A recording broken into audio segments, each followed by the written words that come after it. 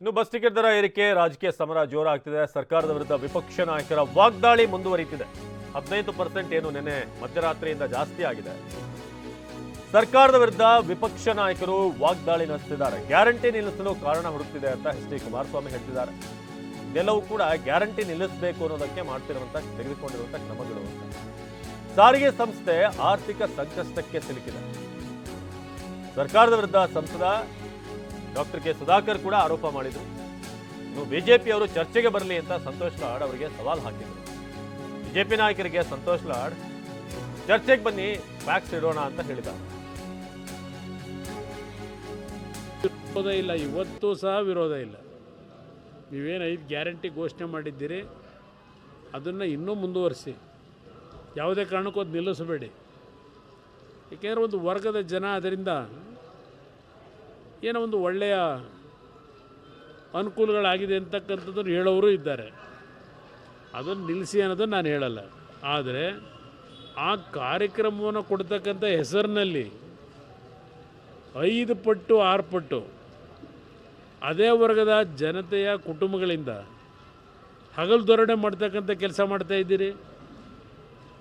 ಹಿಂದಿನ ಸರ್ಕಾರ ಏರಿಕೆ ಮಾಡಿರಲಿಲ್ಲ, ಅವರಷ್ಟು ಏರಿಕೆ ಮಾಡಿದರು. 47% ಏರಿಕೆ ಮಾಡಿದರು. ಬಿ ಜೆ ಪಿ ಸರ್ಕಾರದಲ್ಲಿ ನಾವು ಭಾಳ ಕಡಿಮೆ ಮಾಡಿದ್ದೀವಿ, ಬರೀ 15%. ಇದು ಕಾರಣ ಅಲ್ಲ ಕೊಡೋದು. ಈ ಕಾರಣ ಕೊಟ್ಟು ನೀವು ಇವತ್ತು ಜನರ ಬದುಕಿನ ಜೊತೆ ಚೆಲ್ಲಾಟ ಆಡೋದಲ್ಲ. ಗೃಹಲಕ್ಷ್ಮಿ ಹೆಸರನ್ನ ಮಹಿಳೆಯರ ಕುಟುಂಬದವ್ರ ಮೇಲೆ ಅಲ್ಲಿ ಇನ್ನೊಂದು ರೀತಿಯಲ್ಲಿ ದುಡ್ಡು ವಸೂಲಿ ಮಾಡಿ ನೀವೇ ಬೇಕಾ ಕೊಡೋಕೆ 2,000 ರೂಪಾಯಿನ? ಅದೇನೋ ಹೇಳ್ತಾರಲ್ಲ ಗಾದೆ ಮಾತು, ಯಾರೋ ದಾನ ಮಾಡಿದ್ರು ಅಂತ. ಆ ಕೆಲಸ ನೀವು ಮಾಡ್ಕೊಂಡು ಕೂತಿದ್ದೀರಪ್ಪ. ಅವ್ರ ದುಡ್ಡು ತೆಗೆದು ಕಿತ್ಕೊಂಡು ಅವ್ರಿಗೆ ಕೊಡೋದು ಏನು ದೊಡ್ಡ ಸಾಧನೆ ನಿಮ್ಮದು ನುಡಿದಂತೆ ನಡೆದಿದ್ದೀರಿ. ಇದರಂಥ ಅತ್ಯಂತ ಕೆಟ್ಟ ರೀತಿಯ ನಿರ್ಧಾರಗಳು ಬಹುಶಃ ದೇಶದ ಇತಿಹಾಸದಲ್ಲಿ ಎಂದೂ ಕಂಡಿರಲಿಲ್ಲ. ಇವೆಲ್ಲ ಮುಂದೆ ಬಹುಶಃ ಇವ್ರು ಹೋಗ್ತಿರೋ ಮಾರ್ಗ ನೋಡಿದ್ರೆ ಹುಡುಕ್ತಾ ಇದ್ದಾರೀಗ. ಯಾವ್ಯಾವ ರೀತಿಯಲ್ಲಿ ಸಬೂಬುಗಳು ಕೊಟ್ಟುಬಿಟ್ಟು ಈ ಯೋಜನೆಗಳನ್ನು ನಿಲ್ಲಿಸ್ತಕ್ಕಂಥದ್ದಕ್ಕೆ ಏನೇನು ಮುಂದಿನ ದಿನಗಳಲ್ಲಿ ಪೀಠಿಗೆ ಹಾಕಬೇಕು ಅನ್ನೋದಕ್ಕೆ ಇದೆಲ್ಲ ಒಂದು ಹುನ್ನಾರವೂ ನಡೀತಾ ಇದೆ ಅನ್ನೋದು ನನ್ನ ಅಭಿಪ್ರಾಯ. ಯಾವಾಗ ಇವರು ಹಣಕಾಸಿನ ಏನು ವ್ಯವಸ್ಥೆಯನ್ನು ಸರಿಯಾಗಿ ಮಾಡದೇ ಇಲ್ಲ, ನಿರ್ವಹಣೆಯನ್ನು ಮಾಡೋದಕ್ಕಾಗದೇ ಇರತಕ್ಕಂಥ ಸಂದರ್ಭದಲ್ಲಿ ಇವೆಲ್ಲ ಕೂಡ ಸರ್ವೇ ಸಾಮಾನ್ಯ. ಇದನ್ನು ನಾವು ಎಕ್ಸ್ಪೆಕ್ಟ್ ಮಾಡಿದ್ವಿ, ಇದು ನಿರೀಕ್ಷೆ ಮಾಡಿದ್ವಿ. ಇವರು ಎಷ್ಟೇನೋ ನಮಗೆ ಬಸ್ ಟ್ರಾನ್ಸ್ಪೋರ್ಟಲ್ಲಿ ಕಾರ್ಪೊರೇಷನ್ಸ್ ಭಾಳ ಲಾಭ ಅಂತ ಮಾನ್ಯ ರಾಮಲಿಂಗ ರೆಡ್ಡಿ ಅವರು ಹೇಳಿದರೂ ಕೂಡ ವಾಸ್ತವ ಸ್ಥಿತಿನೇ ಬೇರೆ ಇದೆ. ಅದರ ನಷ್ಟವನ್ನು ಸರ್ಕಾರ ಕಟ್ಕೊಡ್ತಾ ಇದೆ. ಅವರೇನೋ ಪಾಪ ಹೇಳಬೇಕು, ಮಾಧ್ಯಮದ ಮುಂದೆ ಹೇಳ್ತಾರೆ. ಆದರೆ ನಿಜ ಸ್ಥಿತಿ ಏನಿದೆ ಅಂದರೆ ನಿಜವಾಗಿಯೂ ಕೂಡ ಆರ್ಥಿಕ ಸಂಕಷ್ಟಕ್ಕೆ ಸಿಲುಕಿದೆ ಇವತ್ತು KSRTC. ಇವತ್ತೇನು BJP ಅವರು ಈ ದರ ಏರಿಕೆ ಬಗ್ಗೆ ಮಾತನಾಡ್ತಿದ್ದಾರೆ, ಸ್ವಲ್ಪ ಏನಾನ ಅವ್ರು ಇದ್ರ ಬಗ್ಗೆ ಚರ್ಚೆಗೆ ಬಂದರೆ ಮಾತಾಡೋಣ.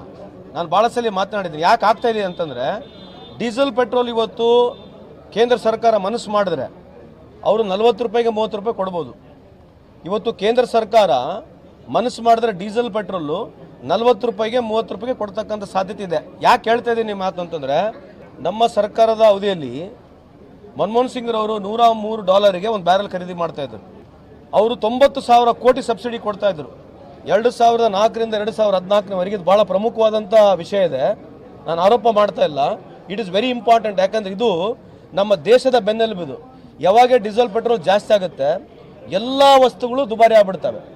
ಕಾಯಿಪಲ್ಯ ಮಾರೋನಿಗೆ, ರೈತನಿಗೆ ಅಲ್ಲಿ ಏನು ಭೂಮಿ ಮೇಲೆ ಸಿಗುತ್ತೆ ಅಷ್ಟೇ ಸಿಗುತ್ತೆ. ಟ್ರಾನ್ಸ್ಪೋರ್ಟೇಷನ್ ಜಾಸ್ತಿ ಆಗುತ್ತೆ. ಸೊ ಟ್ರಾನ್ಸ್ಪೋರ್ಟೇಷನ್ ಜಾಸ್ತಿ ಆದಾಗ ಸಫರ್ ಆಗೋದು ಕಾಮನ್ ಮ್ಯಾನೇ.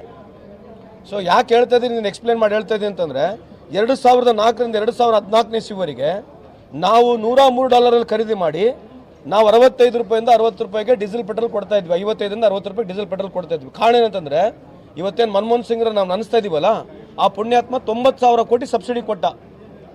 ಇವತ್ತು ಇವ್ರ ಆವ್ರೇಜ್ ಬೈಯಿಂಗ್ ಪ್ರೈಸ್ $65 ಇದೆ. BJP ಮುಖಂಡ ನೋಡ್ರಿ, ಹೆಣ್ಮಕ್ಳಿಗೆ ಪುಕಟ್ ಕೊಟ್ಟು ಗಂಡಸರಿಗೆ ಹಾಕ್ಯಾರ. ಗಂಡಸರು ಏನು ಪಾಪ ಮಾಡ್ಯಾರಪ್ಪ? ಅದಕ್ಕೆ ನಾನು ಎಲ್ಲ ಕರ್ನಾಟಕದ ಗಂಡಸರಿಗೆ ವಿನಂತಿ ಮಾಡ್ಕೊತೀನಿ, ಮುಂದಿನ ಸಲ ಕಾಂಗ್ರೆಸ್ಗೆ ಯಾರು ಓಟ್ ಹಾಕ. ಮತ್ತು ಇದು ಹೆಣ್ಮಕ್ಳಿಗೂ ಅನ್ಯಾಯ. ಅವರಿಗೆ ಪುಕಟ್ ಕೊಟ್ಟರು, ಅವ್ರ ಮಗ ಸಾಲಿಗೆ ಹೋಗ್ತಾನೆ, ಅವನಿಗೆ ಹೆಚ್ಚಾಗೈತಿ. ಅವ್ರ ಮಕ್ಕಳು ಎಲ್ಲ ನೌಕರಿಗೆ ಹೋಗೋರು ಅವ್ರಿಗೆ ಬಸ್ ಚಾರ್ಜ್ ಹೆಚ್ಚಾಗೈತಿ, ಗಂಡಿಗೆ ಹೆಚ್ಚಾಗೈತಿ. ಮತ್ತು ಗಂಡದ ರಕ್ಷಣೆ ಮಾಡಬೇಕಾದ್ರೆ ಹೆಣ್ಮಕ್ಳು ಕಾಂಗ್ರೆಸ್ಗೆ ಓಟ್ ಹಾಕಬಾರ್ದು ಅಂತ ನಮ್ಮ ವಿನಂತಿ.